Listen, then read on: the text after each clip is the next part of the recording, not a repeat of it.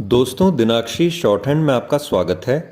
अगर आप चैनल पर नए हैं तो चैनल को सब्सक्राइब करें और बेल आइकन ज़रूर दबाएं। आज की संपादकीय डिक्टेशन 815 शब्दों की एक डिक्टेशन रहेगी जो कि 80 शब्द प्रति मिनट की गति से बोली जाएगी। अगर आपको इस डिक्टेशन की स्पीड को 100 शब्द प्रति मिनट करना हो तो आप YouTube पर स्पीड के ऑप्शन में जाकर स्पीड को 1.25 कर सकते हैं। इस डिक्टेशन की डेमो आउटलाइंस आप हमारे टेलीग्राम ग्रुप से प्राप्त कर सकते हैं। और अगर आपको इस संपूर्ण संपादकीय मैटर की सभी एडवांस आउटलाइंस और वाक्यांश की आवश्यकता है तो आप हमारा editorial special paid batch join कर सकते हैं। एडिटोरियल स्पेशल पेड बैच में दी गई एडवांस आउटलाइंस और वाक्यांश की सहायता से आप शॉर्ट हैंड को 120 प्लस की गति में लिखने में सक्षम होंगे। इस बैच को ज्वाइन करने के लिए आप डिस्क्रिप्शन बॉक्स में दिए गए मोबाइल नंबर पर व्हाट्सएप कर सकते हैं। तो चलिए डिक्टेशन को स्टार्ट करते हैं। डिक्टेशन 5 सेकंड बाद स्टार्ट होगी। Ready, start. सुप्रीम कोर्ट ने जिस तरह राजद्रोह कानून के तहत मामले दर्ज करने के साथ ही इस तरह के लंबित मामलों की सुनवाई पर रोक लगा दी, वह इसलिए अप्रत्याशित है क्योंकि गत दिवस सरकार ने इस कानून की समीक्षा करने का वचन दिया था और इसके लिए 3 माह का समय मांगा था। यह कहना कठिन है कि सुप्रीम कोर्ट ने 3 माह की प्रतीक्षा करना आवश्यक क्यों नहीं समझा। इस प्रश्न का उत्तर जो भी हो, कानून मंत्री किरण रिजिजू की इस टिप्पणी की अनदेखी नहीं की जा सकती कि सभी को लक्ष्मण रेखा का पालन करना चाहिए। इस टिप्पणी से यही ध्वनित होता है कि सुप्रीम कोर्ट की तत्परता सरकार को रास नहीं आई। उम्मीद की जाती है कि इस मामले में वैसा कुछ नहीं होगा जैसा कृषि कानूनों के मामले में हुआ था। सुप्रीम कोर्ट ने कृषि कानूनों के अमल पर रोक लगाकर अपनी लक्ष्मण रेखा का उल्लंघन ही किया था। इस उल्लंघन के क्या नतीजे हुए, यह किसी से छिपा नहीं। इससे इनकार नहीं किया जा सकता कि अंग्रेजों के जमाने में बना राजद्रोह संबंधी कानून एक लंबे समय से विवादों में है। इसकी एक बड़ी वजह इस कानून का मनमाना इस्तेमाल किया जाना है।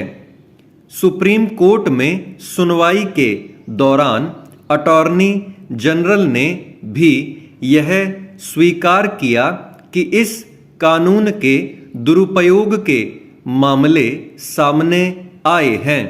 यह भी देखा गया है कि कई बार इसका इस्तेमाल राजनीतिक विरोधियों को सबक सिखाने के लिए किया जाता है।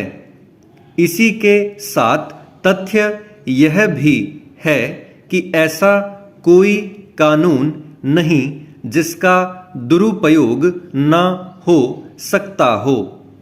निसंदेह केवल इसके आधार पर किसी कानून को खारिज नहीं किया जा सकता कि उसका मनमाना इस्तेमाल होता है।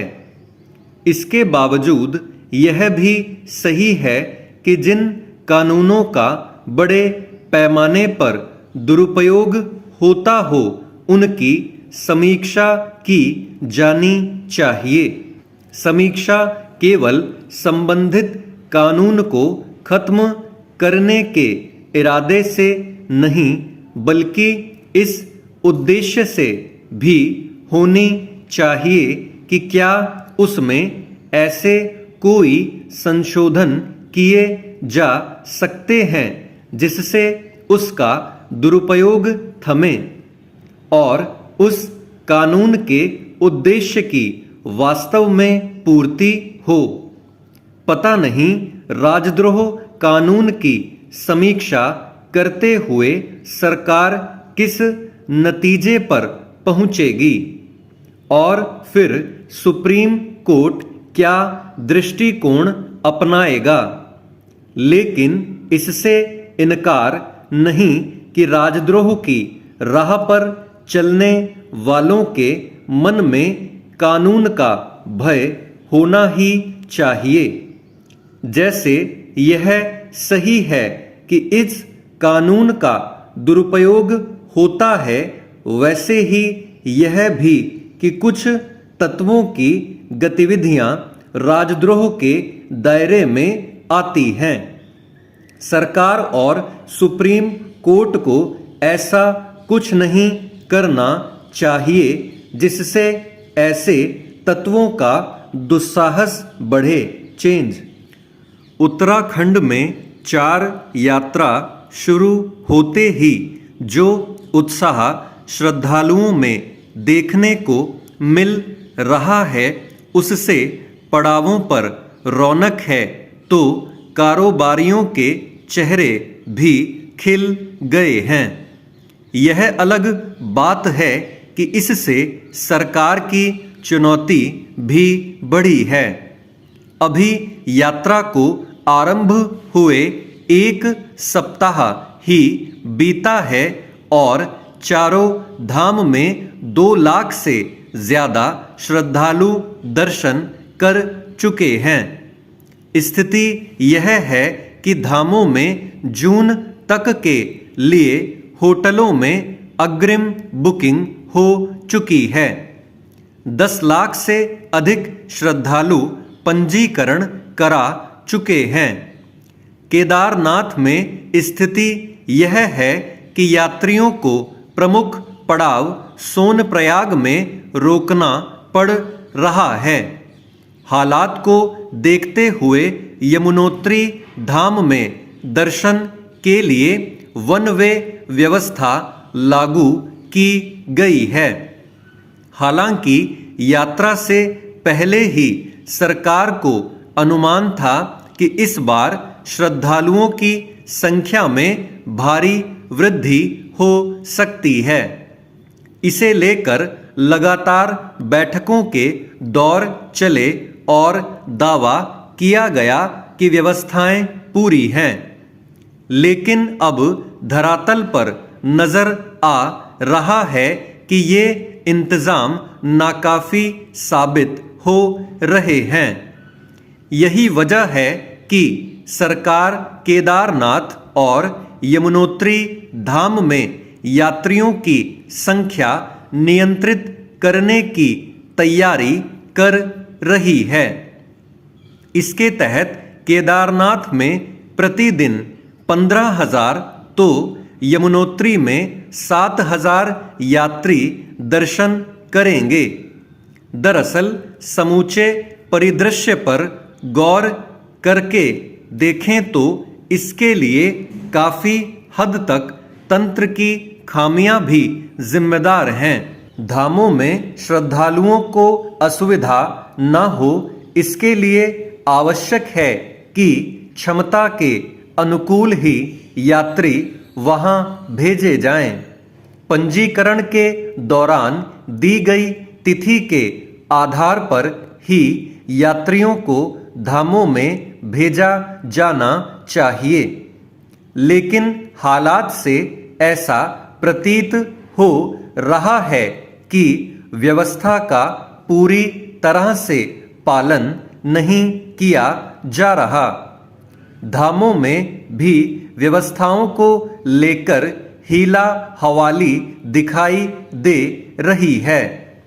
केदारनाथ में बिजली की आपूर्ति को लेकर लापरवाही सामने आई है तो बद्रीनाथ धाम में पेयजल को लेकर श्रद्धालुओं में आक्रोश दिखा। इतना ही नहीं, श्रद्धालुओं का कहना है कि यमुनोत्री धाम में घोड़ा खच्चर संचालक मनमाना किराया वसूल कर रहे हैं, जबकि प्रशासन की ओर से किराए की दरें निर्धारित हैं। साफ है कि व्यवस्थाओं की मॉनिटरिंग को लेकर गंभीरता नहीं दिखाई जा रही। स्वास्थ्य सुविधाओं की स्थिति तो भगवान भरोसे ही लग रही है। यात्रा शुरू हुए 1 सप्ताह ही हुआ है और अब तक धामों में हृदय गति रुकने से 21 व्यक्तियों की जान जा चुकी है। हैरत यह कि पड़ावों पर चिकित्सकों की पर्याप्त तैनाती तक नहीं है। स्टॉप। दोस्तों, डिक्टेशन अच्छा लगा हो तो वीडियो को लाइक और शेयर करें और चैनल को सब्सक्राइब करके बेल आइकन ज़रूर दबाएं। इस डिक्टेशन की आउटलाइंस आप हमारे टेलीग्राम ग्रुप से प्राप्त कर सकते हैं।